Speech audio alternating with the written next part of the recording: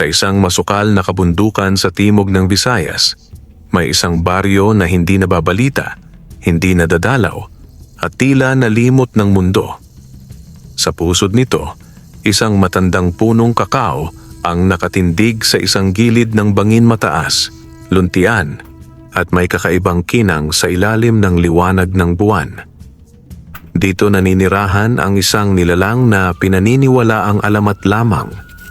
Isang gintong ahas na nagsasalita, isang matandang espiritu ng kagubatan na tumutulong lamang sa mga may pusong dalisay. At dito rin nagsisimula ang kwento ng isang dalagang magsasaka, si Luisa. Isang simpleng babae, mahinhin, ngunit may tapang ng isang mandirigma. Sa kanyang puso'y pagmamahal sa kalikasan, sa kanyang isipan ay mga pangarap, at sa kanyang palad ay kapalarang hindi niya pabatid.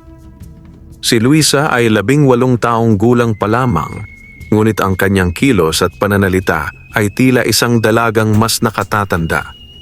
Isa siyang ulilang anak ng mga magsasaka. Bata pa lamang siya nang bawian ng buhay ang kanyang ama sa isang landslide, habang ang kanyang ina na may dinala ng lagnat sa panahong walang gamot o manggagamot na makalapit sa kanila. Kaya't mula sa murang edad ay natutunan niyang tumayo sa sarili niyang paa sa lilim ng bundok ng luntian. Ang kanyang tanging yaman ay isang maliit na kubo sa gilid ng bangin at isang sakahang maliit kung ihahambing sa mga pag-aari ng pamilyang Don Mardo, ang pinakamayaman at pinakamaimpluwensyang angkan sa buong baryo. Sila ang nagmamay-ari ng mga bukid, tubig, at maging ang kalsadang daan patungo sa bayan. Ngunit bukod sa yaman, sila rin ay pinangingilagan dahil sa lihim na sinasabi ng matatanda sila raw ay lahing manggagaway. Habang ang karamihan sa baryo ay tila sunod-sunuran sa kapangyarihan ng angkang ito, si Luisa ay tahimik lamang na namumuhay, nagtatanim ng gulay, nagpapakain ng mga manok, at araw-araw ay bumababa sa paanan ng bundok upang magbenta sa palengke. Hindi siya humihingi, hindi umaasa, at mas lalong hindi siya natatakot. Isang hapon, habang siya ay nagbubungkal ng lupa upang magtanim ng bagong buto ng mais, napansin niya ang isang liwanag na tila nanggagaling sa pagitan ng makakapal na dahon sa dulong bahagi ng kanyang lupain. Doon, sa isang lugar na matagal nang iniiwasan ng kanyang ina noong nabubuhay pa, naroroon ang matandang punong kakao. May sanga itong kumikislap kahit walang sikat ng araw, at ang mga bunga nito ay tila mas makintab kaysa sa karaniwan. Lumapit siya. Mula sa paanan ng puno, may narinig siyang kaluskos. Dahan-dahan siyang lumuhod, at sa kanyang pagkagulat, isang malaking ahas na kulay ginto ang gumapang palabas mula sa lilim. Hindi siya nakagalaw. Nanginginig ang kanyang tuhod. Ngunit ang ahas ay hindi nagpakita ng galit. Sa halip, narinig niya itong magsalita, isang tinig na malambing, malalim, at tila may musikang kasama. "Huwag kang matakot, Luisa. Matagal kitang minamasdan. Sa iyong kabutihan ay may gantimpala." Muntik nang himatayin si Luisa, ngunit ang malamig na hangin na dumaan ay tila nagpabalik sa kanyang ulirat. "Sino ka? At paano mo alam ang pangalan ko?" Usisa niya. "Ako ang tagapagbantay ng punong ito. Matagal na akong naririto, bago pa man dumating ang angkan ni Don Mardo. Ang puno ng kakao ay sagrado, ngunit nalimutan na ito ng tao. Tanging ikaw lamang, sa iyong dalisay na puso, ang nagparinig sa akin muli." Napatingin si Luisa sa paligid. Ang kanyang puso ay pumipintig ng mabilis, ngunit hindi dahil sa takot, kundi dahil sa pagkamangha. Ang gintong ahas ay hindi ordinaryo. Sa bawat kilos nito'y tila may kasamang hangin na nagpapagaan sa kanyang pakiramdam. Hindi ito tulad ng mga kwento ng masamang engkanto o ahas na naninira ng tao. "Anong ibig mong sabihin sa gantimpala?" tanong ni Luisa. "Ang bunga ng punong ito ay hindi basta-basta. Isang beses mo lamang ito aanihin kada buwan, at sa bawat bungay kayamanang hindi mo kailanman maisasagad. Ngunit kailangang ang puso ng aani ay malinis at hindi sakim. Ikaw ang napili. Hindi makapaniwala si Luisa. Totoo ba ito? Isa lamang siyang simpleng magsasaka. Wala siyang balak yumaman. Ngunit kung totoo nga ito, maaari niyang gamitin ang biyayang ito upang mapabuti ang kanyang paligid, upang makatulong sa mga kapwa niyang nahihirapan. Ngunit bago pa man siya makapagsalita muli, narinig niyang biglang bumugso ang hangin mula sa itaas. Isang itim na uwak ang dumapo sa itaas ng punong kakao at sa kanyang mga mata ay tila may lihim na paniniktik. Napatingin ang gintong ahas sa kanya. Luisa. Magsisimula na ang pagsubok. Ang mga mata ng mga mambabarang ay muling nagbabantay. Ingatan mo ang lihim ng puno at alalahanin mo, ang tunay na yaman ay sinusubok sa gitna ng kasakiman. Kinabukasan, maagang nagising si Luisa. Hindi niya alam kung panaginip lamang ang nangyari kahapon o kung totoo ang kanyang nakita. Ngunit nang siya ay bumalik sa gilid ng kanyang sakahan, naroroon pa rin ang punong kakao matatag, kumikislap at tila mas luntian kaysa dati. Wala na ang gintong ahas, ngunit sa ilalim ng puno ay may isang malaking bunga ng kakao. Kulay ginto rin ang balat nito at may maliliit na inskripsyon na parang mga sinaunang baybayin na nakaukit. Dahan-dahan niya itong pinulot. Mabilis ang kabog ng kanyang dibdib. Napansin niya rin na sa paligid ng puno may mga bulaklak na hindi niya pa nakikita kailanman kulay lila. Kumikislap kapag natatamaan ng sinag ng araw. Ang bunga, ito na ba ang sinasabi ng ahas? Tanong niya sa sarili. Dahil hindi niya alam kung ano ang dapat gawin, dinala niya ang bunga sa kanyang kubo. Doon niya ito binuksan at sa kanyang pagkagulat, hindi tsokolate ang laman, kundi maliliit na gintong butil na parang mga alahas. Hindi niya alam kung ito ba'y totoong ginto. Ngunit nang dalhin niya sa bayan ang ilan at ipakita sa matandang panday sa palengke, halos maiyak ito sa tuwa. Aba, Hija, ang mga ito'y purong ginto. Saan mo ito nakuha? Tanong ng matanda. Sa kabundukan po. May natagpuan akong lumat kakaibang bunga ng kakao. Isa lang po ito. Lihim niyang itinago ang totoo. Hindi pa siya handang ibunyag ang tungkol sa gintong ahas. Pinagbilhan niya ang ilan sa mga butil at sa kauna-unahang pagkakataon, si Luisa ay umuwing may dalang pera na lampas sa kanyang inaasahan. Nang gabing iyon, bumalik siya sa punong kakao. Doon, muling lumitaw ang gintong ahas. Gaya ng aking pangako, Luisa, ngunit alalahanin mong huwag itong gamitin sa pansariling kasakiman. At huwag mong sabihin ang lihim sa sino mang may pusong marumi. Tumango si Luisa. Gagamitin ko ito para makatulong, hindi lang sa sarili ko, kundi sa mga taong gaya ko, mga magsasakang walang boses. Sa kabilang banda, habang si Luisa ay unti-unting gumiginhawa, hindi ito nakaligtas sa mapanuring mata ng Doña Ursula, ang matriarka ng pamilyang Mardo. Sa isang malaking bahay na may mga pulang kurtina at bakod na may patalim sa itaas, naroon ang Donya, nakasuot ng itim, may hawak na pulang manika na may mga karayom. Bakit tila umaangat ang batang iyon? Bulong niya habang pinagmamasdan mula sa kristal na bola ang kilos ni Luisa. May kakaibang enerhiya sa kanyang paligid. Hindi ito ordinaryo. Lumapit ang isa sa kanyang mga anak. Si Santino, isa ring magpapanggap na mapagkumbaba, ngunit lihim na mambabarang tulad ng kanyang ina. Ako na po ang bahala sa kanya, ina. Hindi natin pwedeng payagang masapawan ang ating pangalan ng isang simpleng babae mula sa bundok. Humiling si Doña Ursula. Hindi sapat ang pagbabanta. Kailangang alamin natin ang kanyang lihim, sapagkat kung tama ang aking hinala, Bumalik na ang isa sa mga espiritong bantay ng kabundukan.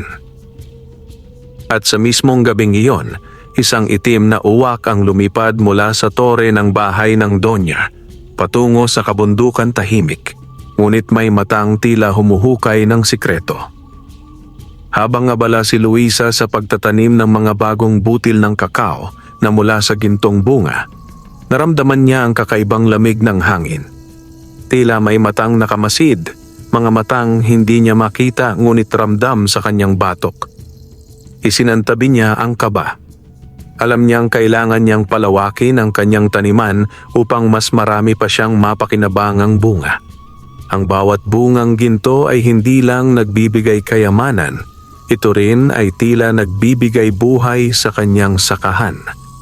Ang dating tuyo at bitak-bitak na lupa ay naging mamasa-masa at mayabong. At ang mga pananim niyang dating pilit lang nabubuhay, ngayoy masigla't makintab ang mga dahon. "Luisa!" tawag ng boses sa likod niya. Napalingon siya. Isa sa kanyang kababata, si Tomas, ang lumapit, bit-bit ang basket ng gulay. "Balita ako, umaasenso ka raw ngayon. May tindang palay ka na raw sa palengke. Totoo ba yon?" "Kaunti lang naman," sagot ni Luisa.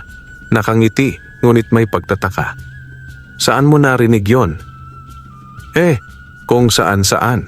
Sa bayan, sa sabungan, kahit sa tindahan. Sabi nila, parang may swerte raw na gumagabay sa'yo. Bumigat ang dibdib ni Luisa. Hindi niya alam kung tuwa ba o takot ang dapat niyang maramdaman. Mabilis talaga kumalat ang balita sa mga kabundukan at baryo. Ngunit sa di kalayuan, sa lilim ng mga punong kahoy, may mga matang nagmamasid. Ang itim na uwak na pinakawalan ni Doña Ursula ay nasa sanga, nagmamasid habang kumikislap ang pula nitong mga mata. Sa pamamagitan ng mahika, ang Doña at si Santino ay nakakikita sa lahat ng nakikita ng ibon. Sa isang silid na puno ng alahas, kandila at mga antigong aklat, nakatuon ang kanilang paningin sa kumikislap na kristal. Puno ng kapangyarihan ang punong kakao na iyon, wika ni Santino habang napapangiwi. At ang batang iyan, pinili siya ng espiritu. "Hindi natin pwedeng hayaan yan," sagot ni Doña Ursula. Ang gintong ahas ay isa sa mga sinaunang tagapangalaga ng kalikasan. Matagal na nating hinahanap yan sa wakas, nagpakita rin.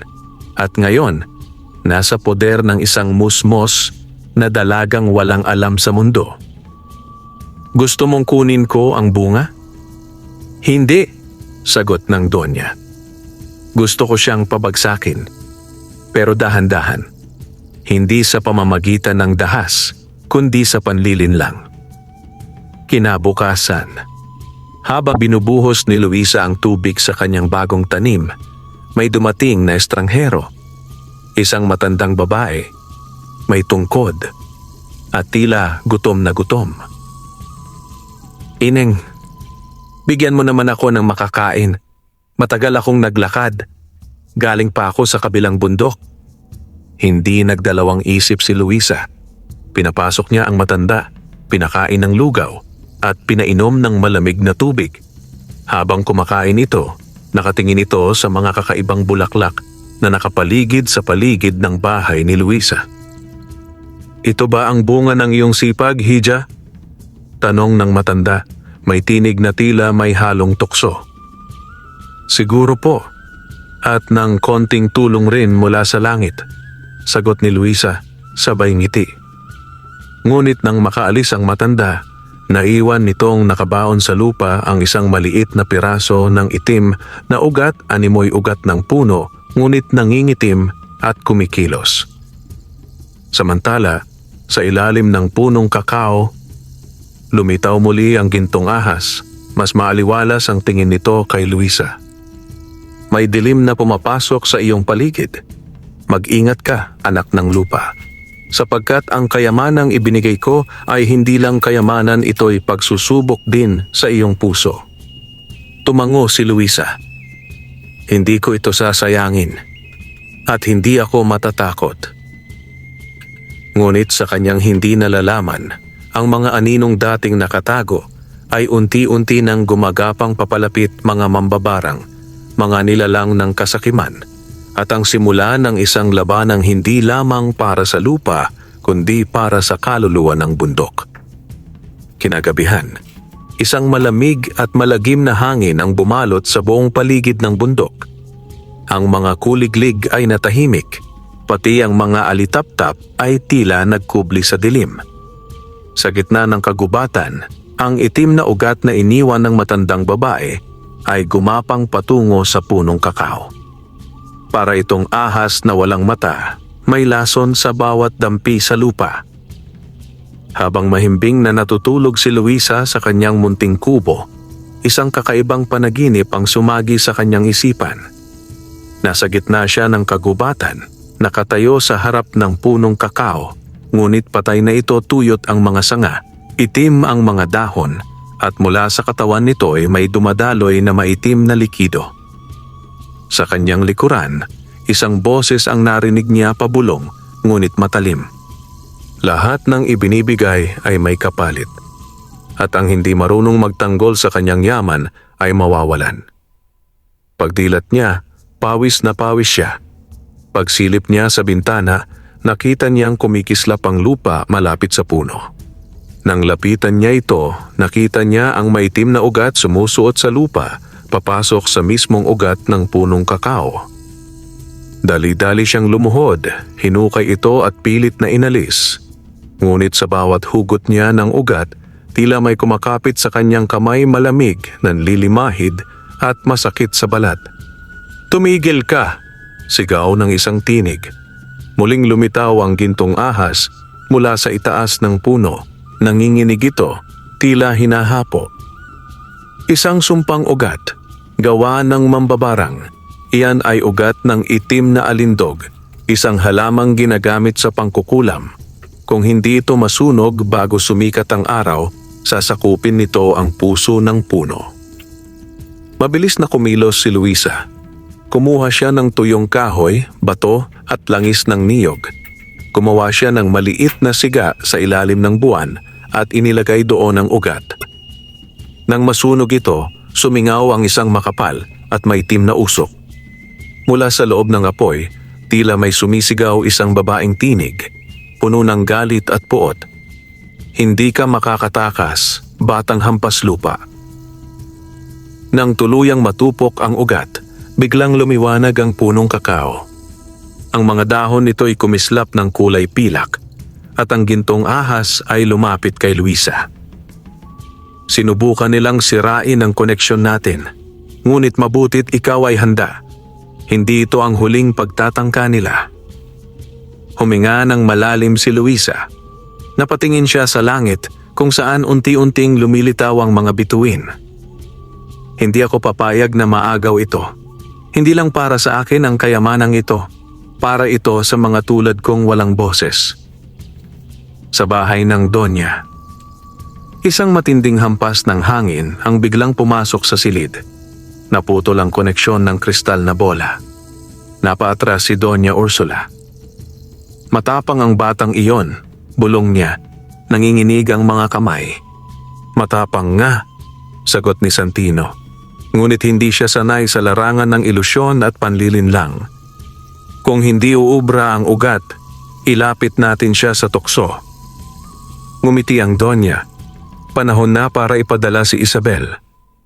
Kinabukasan, habang si Luisa ay bumibili ng asin at asukal sa bayan, napansin niyang may bagong mukhang dumating. Isang magandang dalagang naka-Amerikana, may suot na perlas sa leeg at may kabigha-bighaning ngiti. Lumapit ito sa kanya. "Magandang araw, ikaw ba si Luisa?" "Ako po," sagot niya, may pagtataka. "Ako si Isabel. Isa akong mananaliksik tungkol sa mga halamang gamot sa kabundukan. Narinig ko ang tungkol sa iyong mga tanim. Pwede ba kitang makausap?"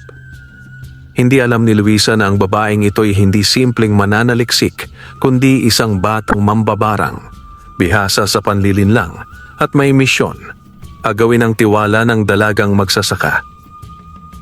Sigurado ka bang gusto mong umakyat ng bundok? Tanong ni Luisa kay Isabel habang naglalakad sila sa pilapil papunta sa sakahan. Oo naman, sagot ni Isabel. Sabay tawa na tila musika sa hangin. Mahilig talaga ako sa mga halaman, lalo na't kung may kwento ang mga ito. Tahimik si Luisa habang pinagmamasdan ng magandang babae. May kakaibang pakiramdam siya. Hindi takot, kundi pagdududa. Pero gaya ng kanyang kinagawian, mas pinili niyang buksan ang kanyang pintuan kaysa isara ito sa isang taong nangangailangan. Pagdating nila sa sakahan, agad namang namangha si Isabel sa itsura ng punong kakao. Ang ganda naman nito, anya habang hinihipo ang katawan ng puno. Parang may sariling liwanag. Wala akong nakikitang kagaya nito sa buong buhay ko. Matagal na yang nandyan, sagot ni Luisa. Pinagpala yata talaga ang lupang ito. Nagkunwari si Isabel na nagtatala ng impormasyon sa maliit na kwaderno, ngunit sa kanyang paningin, may ibang mundo siyang nasisilip ang mga aura ng halaman, ang enerhiya ng lupa at higit sa lahat, ang presensya ng gintong ahas na nagtatago sa ilalim ng anino ng puno. Samantala, sa lilim, tahimik na pinagmamasdan ng gintong ahas si Isabel. Pumipintig-pintig ang kanyang dila at ang kanyang mga mata ay tila kumikislap sa panganib. Mabaho ang aura ng babaeng ito, isang anak ng kadiliman. Hindi agad inilahad ng ahas ang sarili kay Luisa. Bagkus, ipinadala niya ang kanyang babala sa pamamagitan ng hangin, isang malamig na ihip na bumalot sa katawan ng dalaga. Napapitlag si Luisa. Parang bigla akong giniginaw. Ay, baka may multo. Biro ni Isabel, sabay tawa. Ngunit ang kanyang mga mata ay hindi natawa. Nakamasid ito sa bawat galaw ng dalaga. Sa gabi, sa bahay ni Luisa. Dito ka na matulog. Alok ni Luisa kay Isabel. May banig akong extra. Nako, nakakahiya naman, sagot ni Isabel. Pero salamat, ang bait mo talaga. Ngunit pagpatay ng lampara at pagdapo ng katahimikan, dahan-dahang bumangon si Isabel. Mula sa kanyang palda, kinuha niya ang isang maliit na bote ng itim na langis at pinahid ito sa mga poste ng bahay. Sa bisa ng itim na usok, ibukas ang iyong puso't diwa. Bulong niya habang dinudot-dot ang langis sa mga sulok ng bahay. Sa kanyang ritual, layunin niyang ipasok sa panaginip ni Luisa ang mga imahe ng tukso, mga pangarap ng walang katapusang kayamanan, ng mga palasyo at ng kapangyarihang lampas sa kanyang pangarap. Isang uri ng barang na hindi agad sinisira ng apoy o dasal, kundi ng marahang pagpasok sa isip. Sa panaginip ni Luisa, nasa gitna siya ng isang mansyon. May suot siyang koronang ginto at nililingkuran ng mga alila. Sa kanyang harapan, isang lamesa ng mga pagkain, alahas at pilak. Lahat ng ito sa'yo. Wika ng isang tinig. Ngunit kapalit? Tanong niya. Isang figura ng babae ang lumapit sa kanya, si Isabel, ngunit may mata ng ahas. Ibigay mo lang sa akin ang punong kakao. Hindi! Sigaw niya at biglang nagliyab ang buong mansyon. Lahat ng kayamanan ay naging abo at siya'y napabalikwas sa pagkakatulog. Kinabukasan, tahimik si Luisa habang nag-aalmusal. Napansin ni Isabel ang pamumutla niya. Hindi ka ba nakatulog ng maayos? Tanong nito. May masamang panaginip ako, sagot ni Luisa. Parang may gustong kumuha ng puno ko. Gustong agawin ang lahat. Ngumiti si Isabel, ngunit sa likod ng ngiting iyon ay ang bahagyang pagkabahala. Nagumpisa nang lumaban ang diwa ng dalaga. Hindi madali ang magpabagsak ng pusong malinis, wika ni Isabel sa sarili. Samantala, sa silong ng bundok, Nakatayo si Doña Ursula sa isang sagradong altar na binuo sa ilalim ng isang punong balete. Sa harap niya ay isang mangkok ng dugo at usok ng kamangyan. Kung hindi kayang pabagsakin ng tukso, oras na para gamitin ng takot. Itinaas niya ang kanyang kamay at mula sa lupa ay unti-unting umahon ang isang nilalang. Isang itim na ahas na may 3 ulo, nilikha mula sa galit ng limot na mga espiritu. Pumunta ka sa bundok, sirain mo ang lupa, paslangin ang kakampi ng gintong ahas, at ihatid sa akin ang puso ng dalaga. Gabi. Ang langit ay puno ng ulap at ang buwan ay tila nagtatago, waring natatakot sa mga nilalang na gumagalaw sa dilim. Sa pinakailalim ng bundok, sa pagitan ng mga ugat ng mga punong balete at sa pagitan ng mga bitak ng lupa, gumagapang ang isang napakapanganib na nilalang, ang itim na ahas na may 3 ulo. Ito ang isinugo ni Doña Ursula, ang pinakamatandang mangkukulam sa kanilang angkan. Ang ahas na ito ay hindi basta-basta. Pinaghugpong mula sa mga alingaw-ngaw ng sumpa, galit ng mga espiritong nasaktan at bangungot ng mga biktima ng barang. Kapag ang nilalang na ito'y tumuka, hindi lang katawan ang namamatay, pati kaluluwa ay kinakalawang. Samantala sa kubo ni Luisa, hindi makatulog ang dalaga. Sa kanyang dibdib ay bumibigat ang pakiramdam, waring may paparating. Lalo siyang naging balisa nang muling magsalita ang gintong ahas mula sa punong kakao. Luisa, may nilalang na padating. Isa siyang nilikha ng kadiliman. Hindi ka dapat lumaban ng mag-isa. Lumabas siya ng bahay at tumungo sa puno. Doon, nasilayan niyang unti-unting lumilitaw ang anyo ng ahas, kumikinang pa rin sa ilalim ng liwanag ng bituin. Hindi ko alam kung kaya ko, sambit ni Luisa. Hindi ako mandirigma. Ang puso ng isang dalisay ay mas matalim kaysa espada at ang tapang ng isang busilak ang pinakakinatatakutan ng mga nilikha ng dilim. Sagot ng gintong ahas. Nagulat si Luisa nang mula sa katawan ng ahas ay lumitaw ang isang makintab na ginintuang pulseras na may ukit ng mga sinaunang panalangin. Ito ang pulseras ng Bathala. Isuot mo ito at makakaramdam ka ng liwanag sa gitna ng dilim. Ngunit tandaan, ang tunay mong sandata ay ang kabutihan ng loob.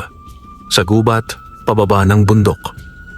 Gumagalaw ang 3 ulong itim na ahas at bawat liko ng katawan nito ay lumilikha ng lason sa lupa. Ang mga dahon ay nalalanta, ang mga hayop ay nagsisitakas. Sa bawat tinadaanan nito ay waring may isang sumpa na sumasakal sa paligid. Bigla itong huminto. Naramdaman nito ang amoy ng purong enerhiya, isang halimuyak na hindi nito gusto. Ito ang halimuyak ni Luisa, kaya't bumaling ito pataas at sinimulang akyatin ang bundok sa bilis ng kidlat. Sa gitna ng gabi, nagising si Isabel sa kakaibang lamig ng hangin. Sumilip siya sa bintana at nakita ang kakaibang anino sa paanan ng bundok. Napangiti siya. Dumating na rin sa wakas, bulong niya. Mas mabilis pa sa inaasahan. Sa kanyang palad ay lumitaw ang isang maliit na bilog na salamin, isang salaming ginagamit ng mga mambabarang upang makasilip sa mga lihim ng mundo. Sa loob ng salamin, nakita niya si Luisa, nakasuot ng pulserang ginto, kaharap ang punong kakao. Kung akala mong mapoprotektahan ka ng isang ahas, nagkakamali ka, bulong ni Isabel. Kapag nagtagumpay ang 3 ulo, kukunin ko ang puno. At ikaw, magiging alay sa gabi ng kadiliman. Sa harap ng puno ng kakao. Nanggaling sa ilalim ng lupa ang kalabog, parang may malalaking ugat na pumutok. Tumindig si Luisa at nagliwanag ang pulserang ginto. Mula sa likod ng kakahuyan, sumungaw ang 3 ulo. Ang mga mata nito ay pula at ang bawat hininga ay may halong usok na parang asupre. Ikaw ba ang pinoprotektahan ng gintong nilalang? Bulong ng isa sa mga ulo na may boses ng bangkay. Hindi ako natatakot sa iyo.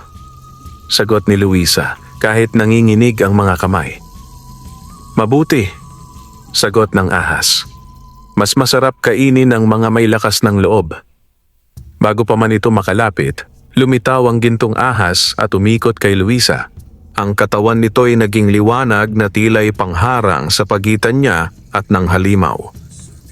Nagkaroon ng matinding banggaan, ang itim laban sa ginto. Kumakagat, sumasambulat at umiikot ang dalawang nilalang. Nasisira ang mga sanga, yuyuko ang mga punong kahoy at parang yayanig ang bundok sa bawat sagupaan nila.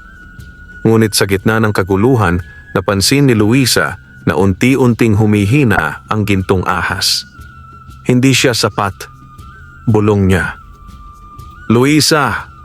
Sigaw ng ahas habang lumalaban. Hawakan mo ang lupa. Ipanalangin mo ang iyong hangarin. Ang bundok ay nakikinig. Lumuhod si Luisa.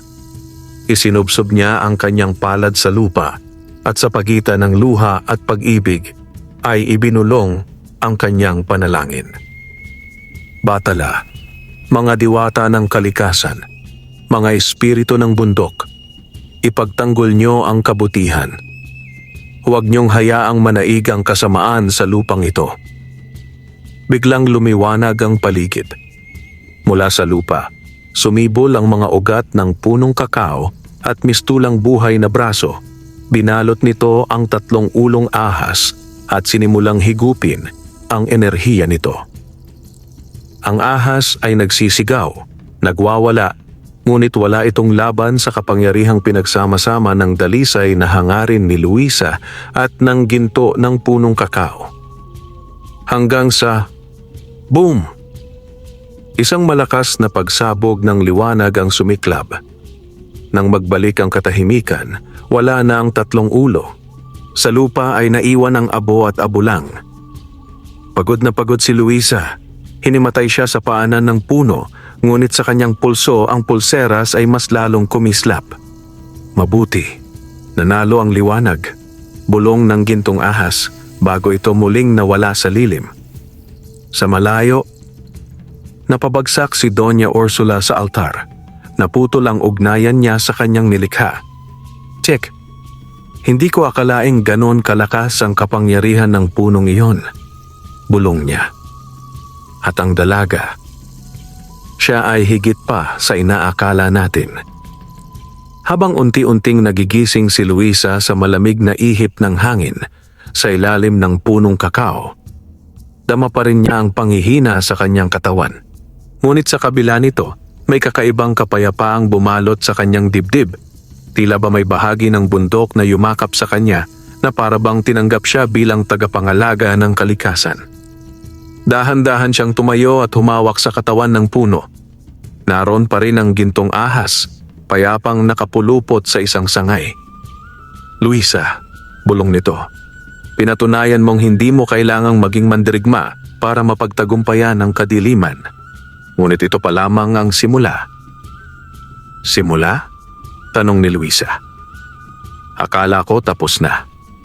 Ang ahas na iyong nilabanan ay isa lamang sa mga bantay na nilikha ng angkan ng mga mambabarang. At ngayon na nabigo sila, tiyak na magpapadala sila ng mas malupit na kaparusahan. Kailangan mong malaman ang buong katotohanan tungkol sa lugar na ito. Ilang araw ang lumipas. Sa tulong ng pulserang ginto at ng mga panalangin, unti-unting naging mas magaan ang pamumuhay ni Luisa. Ang kanyang mga pananim ay masagana, ang mga hayop sa paligid ay naging mas maamo, at ang tubig sa sapa ay tila may lakas na nagpapagaling ng sugat at pagod. Unti-unti ring kumalat ang balita sa ibang bayan. May isang dalagang magsasaka na biglang pinayaman ng mahiwagang kakao. Hindi natuwa ang pamilya ni Doña Ursula. Sa bayan ng San Felino, hindi ko maintindihan, ani Isabel habang pinagmamasdan ang lumang mapa ng bundok ng alon-alon. Ang bundok na yon ay dapat inabandona. Walang sino man ang makabubuhay doon, ngunit ang babaeng iyon, bakit siya? Tahimik, singhal ni Doña Ursula. Hindi siya ordinaryong babae. Isang tagapagmana. Tagapagmana? Gulat ni Isabel. Tumayo ang matandang babae at naglakad patungo sa isang lumang baul. Binuksan ito at inilabas ang isang piraso ng balat ng hayop na may lumang sulat at simbolo. Ipinatong niya ito sa altar. Bago pa tayo dumating sa lugar na ito, ang bundok ng alon-alon ay pinangangalagaan ng lahi ng mga bantay liwanag. Mga babaeng may pusong ginto na pinipili ng kalikasan mismo. Isa sila sa mga pinakamalalakas na sagabal sa mga tulad natin. Nanlaki ang mata ni Isabel. At si Luisa, isa siya sa kanila. Oo, at ang punong kakao ay hindi ordinaryong puno. Isa itong bantay pugad ng gintong espiritu. Kapag nagising ang buong kapangyarihan ni Luisa, maaring maparalisa ang lahat ng ating mga sumpa, mahika at impluensya. Kaya bago pa niya matutunan ang lahat, kailangan siyang alisin. Sa bundok, isang gabi, habang nagpapahinga si Luisa sa kanyang kubo, muli siyang tinawag ng gintong ahas. Ngunit ngayon ay may iba na itong tono, seryoso, malalim at tila may lungkot. Kailangan mo nang bumaba, Luisa. May mga lihim sa bayan ng San Felino na kailangan mong matuklasan. Bumaba? Sa bayan? Gulat ni Luisa. Bakit? Delikado roon. Nandun ang mga mambabarang. Oo, ngunit nandoon rin ang isa pang bantay. Isa pang nilalang ng liwanag na matagal nang nagtatago. Hindi na nagtanong pa si Luisa. Kinaumagahan, sa gabay ng gintong ahas na pansamantalang naging kwintas sa kanyang leeg, nagsuot siya ng simpleng damit at bitbit ang isang bag ng pinatuyong dahon ng kakao at butil ng palay. Naglakad siya pababa ng bundok. Isang bagong yugto ng kanyang pakikipagsapalaran ang kanyang sisimulan. Sa San Felino. Pagdating ni Luisa sa palengke, damang-dama niya ang tensyon. Maraming mata ang nakatingin sa kanya. May pagtataka, may inggit, at may takot. Ang simpleng babaeng nakasuot ng abuhing bestida, may mabining ngiti sa labi, ay tila hindi ordinaryong nilalang. Siya ba yon? Bulong ng ilang mga ngalakal. Yung babae sa bundok, may kasamang ahas na ginto raw. May balita, binuhay daw niya ang patay. Pero isang matandang babae ang lumapit sa kanya. Tinitigan siya ng diretso sa mata. Luisa, mahinang sabi nito. Inaantay ka na niya. Po? Ang tagapangalaga ng tubig, ang huling diwata ng ilog San Felino. Nagtatago siya sa ilalim ng lumang tulay. Doon mo malalaman ang katotohanan tungkol sa iyong pagkatao at kung bakit ikaw ang pinili. Sa ilalim ng lumang tulay, malamig ang tubig at ang paligid ay balot ng kaluskos ng mga damo at kuliglig. Bumaba si Luisa at tahimik na lumuhod sa gilid ng ilog. Bigla, ang tubig ay kumislot. Lumabas ang isang matandang babae. Ang buhok ay pilit na tinatakpan ang napakahabang tainga at ang mga mata ay tila kristal. Ako si Tanadalit, wika nito. Bantay ng tubig, matagal na kitang hinihintay. Ako po si Luisa. Alam ko, anak ng huling tagapagmana ng liwanag na pinatay ng mga mambabarang noong ikaw ay sanggol pa. Tagapagmana? Ulit ni Luisa habang nanlalamig ang buong katawan. Tumango si Tanadalit, ang bantay ng tubig. Sa kanyang mga matay naroon ang bigat ng kasaysayang pilit tinatago sa agos ng panahon. Ang ina mo, si Amira, ay isa sa mga huling tagapagmana ng liwanag. Isang albularyang hindi lamang pinagpala ng kalikasan, kundi kinilala rin ng mga espiritu ng apoy, hangin, tubig at lupa. Ngunit, pinatay siya? Tanong ni Luisa, nanlalaki ang mga mata. Pinagtulungan siya ng pamilya ni Doña Ursula, tugon ni Tanadalit, dahil sa takot na mawala ang kanilang kapangyarihan. Noon pa'y alam na nilang kapag bumalik ang isang tagapagmana, unti-unti nilang mawawala ang kontrol sa bayan. Isang alaala mula sa nakaraan. Hinawakan ni Tanadalit ang noo ni Luisa. Sa isang iglap, tila bumalik siya sa nakaraan. Makikita sa kanyang isipan ng isang batang babae, halos edad 7, nakatago sa likod ng malaking punong molave habang may apoy sa buong paligid. Ang kanyang ina, si Amira, ay nakatayo sa gitna ng mga mambabarang na may hawak na itim na mga baston habang umaawit ng dasal ang babae upang iligtas ang anak.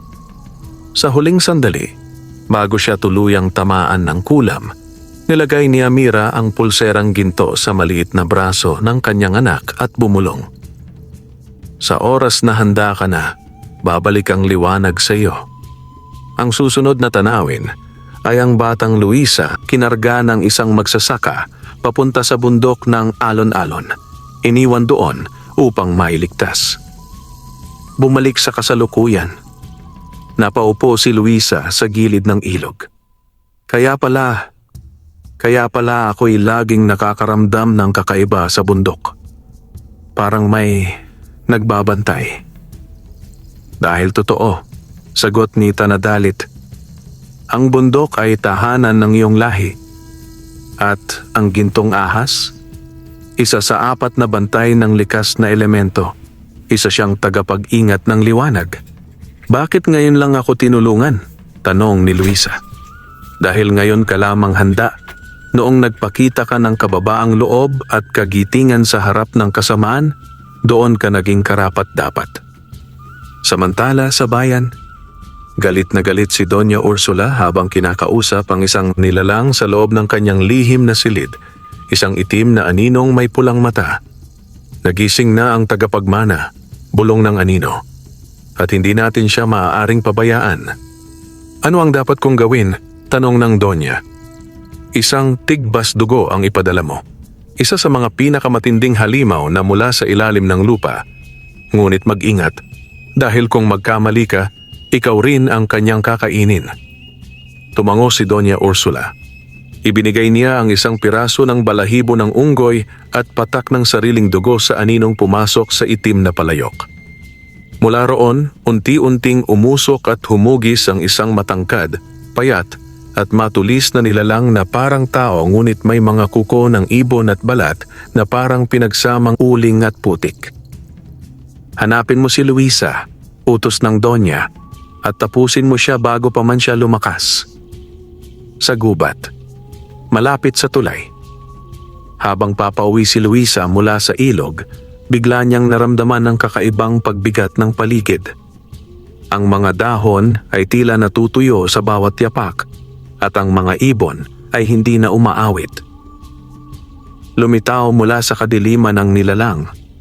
Malaki, payat at ang kanyang mga mata ay parang itim na hukay. Ang hininga nito ay amoy bulok na karne. Ikaw ba si Luisa? Tanong nito. Basag at malamig ang tinig. Tinitigan ni Luisa ang halimaw. Hinawakan niya ang pulserang ginto na tila umilaw sa kanyang braso. Kung ako man yan, anong kailangan mo? Ang dugo mo. At sa isang iglap, umatake ang tigbas dugo. Ang unang laban. Sa ilalim ng liwanag ng buwan, nagsimulang lumaban si Luisa. Hindi siya bihasa sa pakikipagdigma, ngunit ginabayan siya ng gintong pulseras. Bawat galaw niya ay tila may lakas na humihigop mula sa lupa, sa hangin, sa tubig. Sinubukan siyang sugurin ng halimaw gamit ang matutulis nitong kuko, ngunit bago pa siya tamaan, lumitaw sa kanyang harapan ng isang panangga. Kinintuang kalasag na hugis dahon ng kakao. Muling umatake ang nilalang, ngunit isang sipa mula kay Luisa ang tumama sa dibdib nito at itinilapon pabalik sa punong kahoy. Gulat ang halimaw. Hindi ka ordinaryo. Hindi na ako ang dating Luisa, sagot niya. Sa huling bugso, naglabas ng makapal na usok ang tigbas dugo. Mabilis nakalusot ito at nasugatan si Luisa sa balikat. Napaluhod siya. Ngunit bago siya tuluyang matumba, biglang lumitaw ang gintong ahas mula sa kanyang kwintas. Luisa, gamitin mo ang liwanag ng alaala. Napapikit si Luisa at iniisip ang imahe ng kanyang ina, ang bundok, ang ilog, ang mga mababait na nilalang na umaasa sa kanya. Sa kanyang puso, naroon ang alab ng pag-ibig sa lupaing iniwan sa kanya. Bumuga siya ng liwanag mula sa kanyang palad. Isang sinag na direktang tumama sa tigbas dugo. Sumigaw ang nilalang habang unti-unting naglalagablab ang balat nito, hanggang sa ito'y matunaw na parang abo at naglaho. Pagkatapos ng laban, lupaypay si Luisa, ngunit buhay. Ang sugat niya ay unti-unting gumaling sa tulong ng tubig mula sa gintong ahas. Ito ang simula ng mga pagsubok, sabi ng ahas. Mas marami pa silang ipadadala. Kailangan mong tuklasin ang 4 na lihim ng liwanag upang mabuo ang ganap mong kapangyarihan. At muli, tumahimik ang gabi. Ngunit sa loob ni Luisa, ang apoy ng katotohanan ay naglalagablab. Sa tahimik na gabi pagkatapos ng labanan, napuno ng dasal at pagninilay ang puso ni Luisa. Sa tabi ng punong kakao, lumulutang ang gintong ahas, nakapulupot sa kanyang braso na parang isang sagradong bandang ginto. Bakit ako? Bulong ni Luisa. Ano bang halaga ko sa mundong ito? Dahil ikaw ang huling tagapagmana, sagot ng gintong ahas. At sa iyo nakasalalay ang balanse ng liwanag at dilim. Kailangan mong matuklasan ang 4 na lihim upang ganap na gumising ang iyong kapangyarihan. Ang unang lihim, bato ng lupa. Ang unang lihim ay ang bato ng lupa. Isang sinaunang bato na nasa ilalim ng kuweba sa pinakailalim ng bundok ng alon-alon. Doon nagtatago ang espiritu ng lupa, si Amang Mabato. Ngunit mag-ingat, bantay niya ang mga aninong lupa, mga nilalang na yari sa putik at ugat. Kinabukasan, mag-isang bumaba si Luisa patungo sa kuweba sa ilalim ng bundok. Makipot, madilim at malamig ang daan. Ngunit sa bawat hakbang, naroon ang pagyakap ng kanyang lakas. Sa pagpasok sa loob, sinalubong siya ng mga nilalang na yari sa putik, may mga mata ngunit walang bibig. Matitinik ang mga daliri at mabilis gumalaw. Hinugot ni Luisa ang piraso ng kahoy mula sa punong kakao na nabalutan ng gintong enerhiya. Sa bawat hampas, ang mga aninong lupay nadudurog. Hanggang sa marating niya ang puso ng kuweba.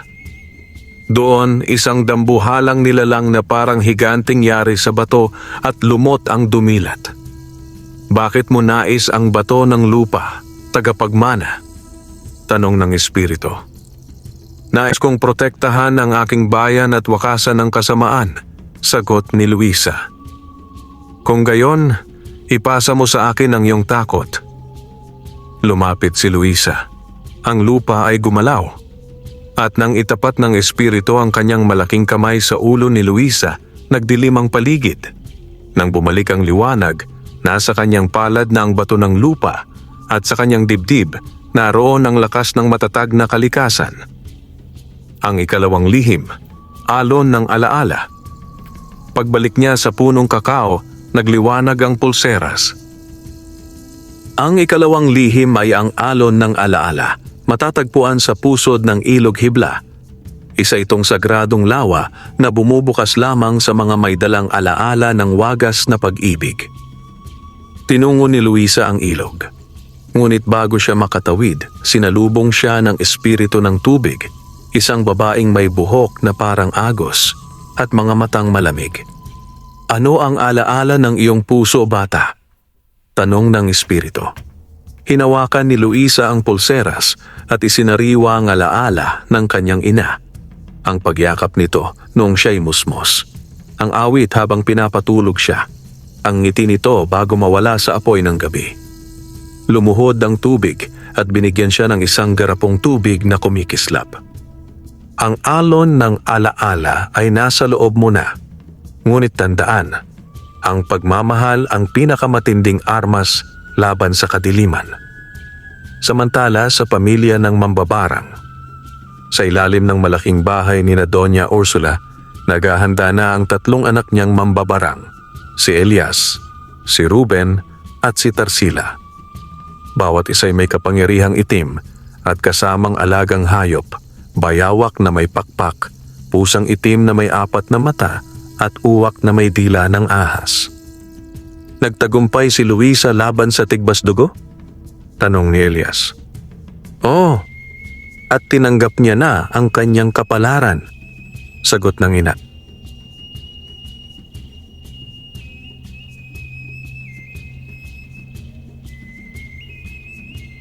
Ngunit hindi pa siya ganap.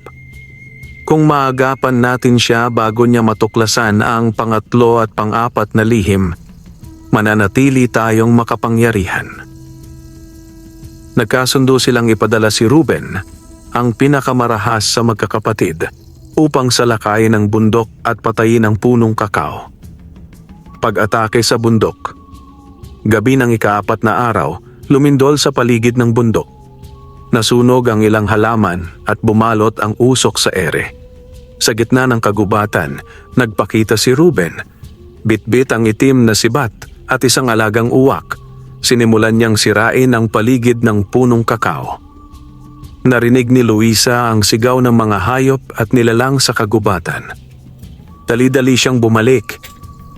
Ngunit huli na. Ang gintong ahas ay sugatan.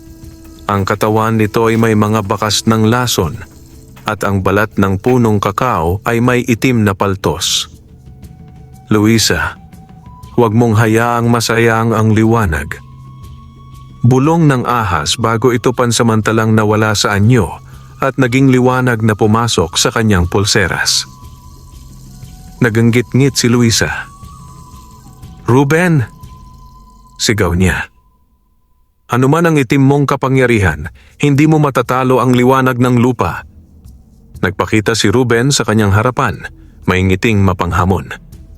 Tingnan natin kung paano ka lalaban sa isa sa tunay na mambabarang. At muling naglaban ang kadiliman at liwanag. Naglalagablab ang kagubatan.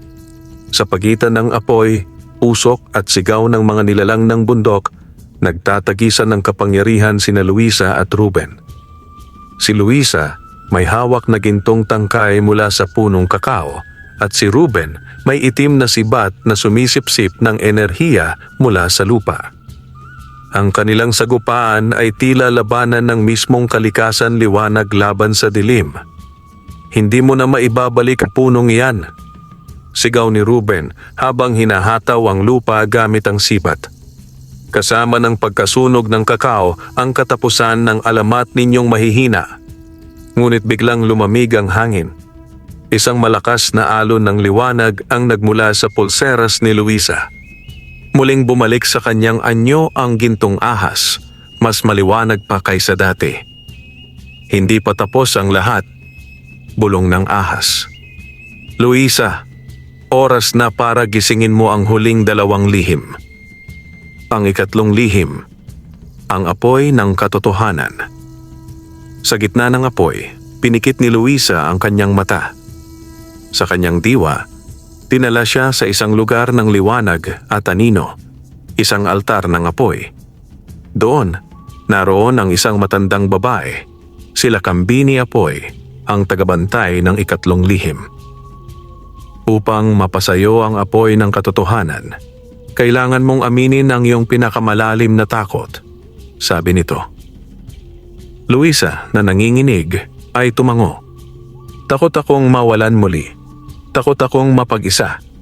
Takot akong hindi sapat upang iligtas ang lahat. Mula sa puso ng altar, isang apoy na puti ang lumitaw. Dahan-dahan itong lumapit kay Luisa at pumasok sa kanyang dibdib. Hindi upang sunugin, kundi upang painitin ang kanyang puso ng katotohanang ang liwanag ay nagsisimula sa pagtanggap sa sariling kahinaan. Ang ika-4 na lihim, ang hininga ng hangin. Pagmulat niya, nagbago ang ihip ng hangin. Ang apoy sa paligid ay pinatay ng malamig na simoy. Sa tuktok ng bundok, isang lumang puno ng balete ang binuksan ng hangin. Doon siya dinala ng gintong ahas. Sa loob ng balete, Isang nilalang na yari sa ulap ang nagpakita. Si Diwata Sinalin, ang espiritu ng hangin. Ang hininga ng hangin ay kapangyarihan ng pag-unawa at pagpapatawad. Maaari mo lamang itong taglayin kung may lakas kang magpatawad sa iyong kaaway. Si Luisa ay napaluha. "Patawad, Ruben!" bulong niya, kahit na nananatili pa rin itong mabangis. Biglang kumidlat sa langit. Mula sa ulap ay bumaba ang hininga ng hangin at tinakpan si Luisa ng liwanag. Sa kanyang likuran, lumitaw ang 4 na sagisag sa anyo ng tatu: lupa, tubig, apoy at hangin. Ngayon ay ganap na siyang tagapagmana ng 4 na lihim ng liwanag. Ang pagtatapos ng labanan. Sa muling pagkikita nila ni Ruben, ang paligid ay nabalot ng katahimikan. Nagningning ang katawan ni Luisa sa gintong liwanag. Ang punong kakao, bagamat sugatan, ay muling nanariwa. Dahilan upang yumabong ang mga halaman sa paligid nito. "Tama na, Ruben, hindi ko na kailangang labanan ka, sapagkat sa puso ko, alam kong may liwanag ka rin, kahit pilit mo itong tinatago." Ngunit sinugod siya ni Ruben, galit na galit. Sa kanyang huling galaw, itinapat ni Luisa ang kanyang palad sa dibdib ni Ruben. Hindi para umatake, kundi upang ilipat ang liwanag ng pagpapatawad. Tumigil si Ruben. Tumulo ang luha mula sa kanyang mata. "Ano itong pakiramdam na mainit at magaan?" tanong nito, tila nagising mula sa mahabang bangungot. "Kapayapaan," sagot ni Luisa. Pagbagsak ng kadiliman. Sa pagbalik ni Ruben sa kanilang tahanan, hinarap niya ang kanyang ina, si Doña Ursula. "Ina, mali ang ating ginagawa. Nilason tayo ng kapangyarihan. Nagsisinungaling ka sa atin buong buhay." Sa galit ng Donya, sinubukan nitong baranggin ang sariling anak. Ngunit tinanggihan siya ng mga espiritu ng kadiliman sapagkat wala na ang kanyang bisa. Ang kanyang mga anting-anting ay nabasag. Siya ay natumba sa lupa, walang lakas. Nang mag-uwian ang mga espiritong dating kinokontrol niya, unti-unting bumagsak ang kanyang kaharian ng kasamaan. Ang bagong panahon. Makalipas ang 3 buwan, ang bundok ay naging lugar ng paglalakbay. Ang punong kakao ay pinarangalan bilang banal na puno. Si Luisa ay hindi nagpakasarap sa kayamanan, bagkus ay ginamit ito upang paunlarin ang buong baryo. Tinulungan niya ang mga mangingisda, mga magsasaka, at pati ang mga batang gustong mag-aral. Si Ruben ay nanatili bilang tagabantay ng kagubatan, tinubos ang sarili sa paglilingkod sa kalikasan. At sa puso ng punong kakao, tahimik na namamahinga ang gintong ahas, bantay ng liwanag. Wakas.